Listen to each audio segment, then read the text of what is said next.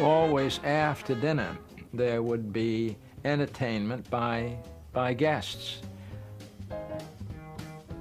George Gershwin was there with his orchestrator, Bill Daly.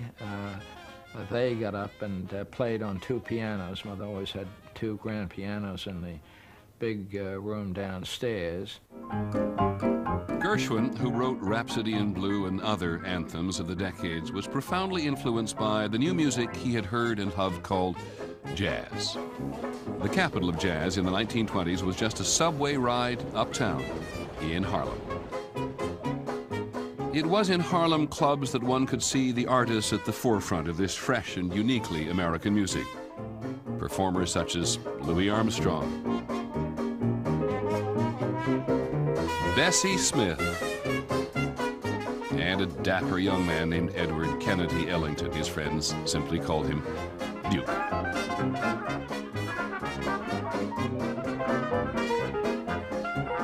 Duke was the essence of what black music was all about. Everybody else was heading in that direction, but Duke was there.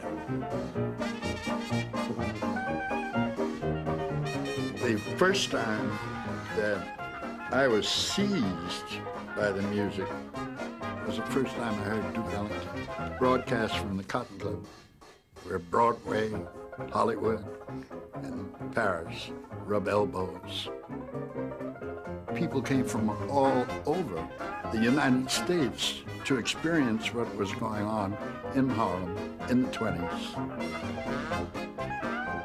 I was young then, and often we went up to Harlem at night to dance and everything. We all saved up for months to get the money to go out to a nightclub. And of course, the music was wonderful.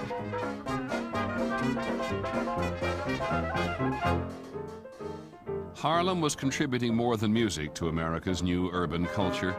The world above New York's 125th Street was, in the 1920s, a hotbed of political, social, and cultural activity.